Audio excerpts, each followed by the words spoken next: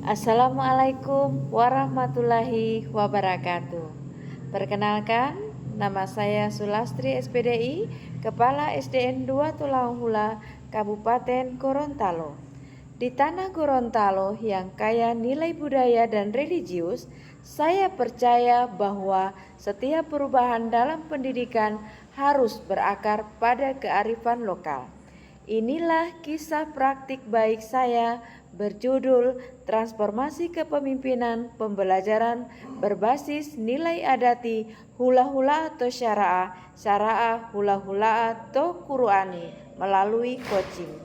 Kisah ini adalah perjalanan saya bersama guru dan warga sekolah untuk mewujudkan pembelajaran yang berpihak pada murid dengan semangat gotong royong dan budaya luhur Gorontalo. Mari kita saksikan video berikut ini.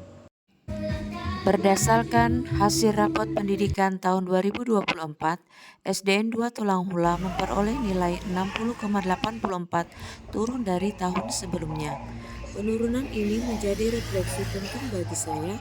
Ada sesuatu yang perlu diperbaiki, terutama dalam kualitas pembelajaran dan efektivitas supervisi akademik. Pembelajaran masih cenderung berpusat pada guru, belum sepenuhnya berpihak pada murid. Supervisi akademik pun masih sebatas administrasi, belum menjadi ruang refleksi dan pengembangan profesional guru. Di sisi lain, budaya hierarkis dan rasa sungkan di antara guru membuat komunikasi terbuka sulit untuk dilakukan. Namun saya yakin nilai budaya Gorontalo mengajarkan kita untuk menuntun dengan adab, membimbing dengan kasih, dan menumbuhkan dengan keikhlasan. Tantangan terbesar yang saya hadapi adalah mengubah mindset baik pada guru maupun diri saya sendiri. Guru terbiasa dengan supervisi yang menilai, bukan membimbing.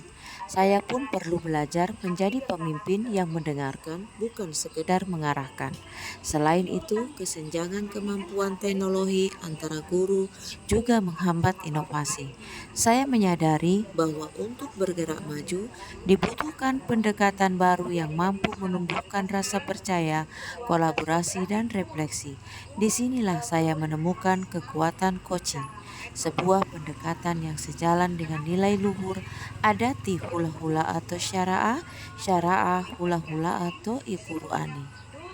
Saya memulai langkah kecil dengan pemetaan kebutuhan guru untuk mengetahui tantangan mereka dalam menerapkan kurikulum merdeka. Selanjutnya, saya mengadakan pelatihan internal coaching bagi guru dan membentuk kelompok kecil refleksi pembelajaran. Coaching saya jalankan dalam bentuk dialog sejajar, bukan evaluasi satu arah. Dalam setiap pertemuan, saya mempraktikkan nilai adati hula-hula atau syara'ah, menuntun dengan adab, menghargai pendapat guru, dan menumbuhkan kesadaran dari dalam diri mereka. Bersama pengawas bina dan komite sekolah, kami menciptakan budaya saling mendukung. Kegiatan ini saya kembangkan melalui KKG Kecamatan Tulanghula agar pendekatan coaching menjadi bagian dari budaya supervisi bersama. Guru mulai terbuka, saling berbagi strategi, dan berani bereksperimen dalam pembelajaran berdiferensiasi. Anak-anak pun lebih aktif, senang belajar, dan terlibat penuh dalam setiap kegiatan. Hasilnya sungguh menggembirakan. Nilai rapor pendidikan tahun 2025 meningkat menjadi 71 dengan kategori baik. Lebih dari angka, perubahan terbesar adalah tumbuhnya budaya refleksi dan kolaborasi di sekolah. Guru merasa dihargai, bukan diawasi, didampingi, bukan dikontrol. Pendekatan ini kini telah ditiru oleh beberapa sekolah di Kecamatan Tulanghula dan menjadi inspirasi bagi kepala sekolah lain dalam mengembangkan supervisi yang humanis dan berbasis budaya lokal. Saya belajar bahwa perubahan sejati tidak datang dari perintah, tetapi dari kesadaran yang tumbuh melalui nilai keteladanan.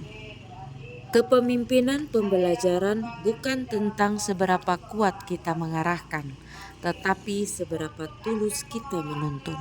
Melalui nilai adati hula-hula atau syara'ah hula-hula atau Qur'ani, saya berkomitmen untuk terus menumbuhkan budaya coaching, budaya belajar yang saling menghargai dan menumbuhkan potensi setiap insan pendidikan.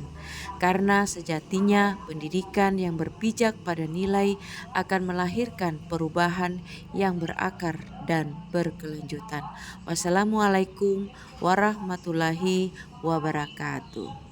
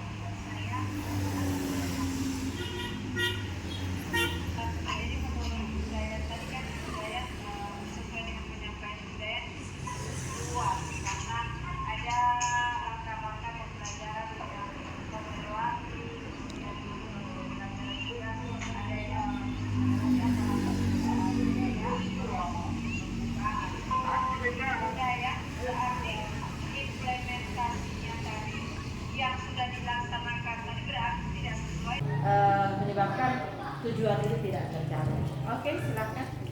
Ya, kalau saya pada proses observasi tadi, saya juga kan sudah berusaha ini sesuai dengan tujuan pertama tadi saya sampaikan. Kalau menurut saya tujuannya itu sudah terlaksana, cuman belum terlalu maksimal. Mungkin karena kondisi sekarang ini saya saat ini masih kurang fit, jadi tidak terlalu. Tapi tujuannya itu sudah tercapai, cuma belum terlalu maksimal. Kalau kenapa sampai saya katakan dia tercapai?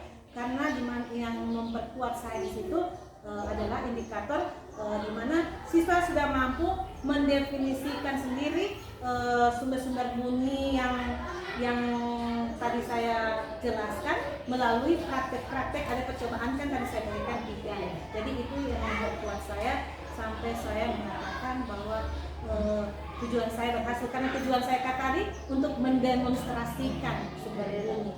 Siswa diajak langsung Siswa diajak langsung mempraktekkan langsung. Oke.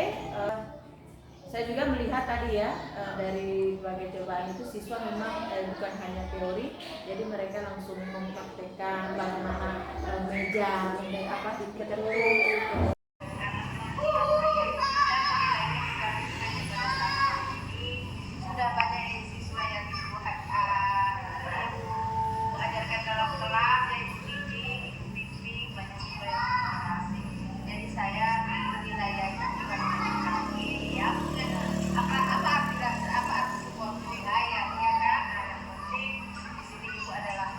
Dari memang pertama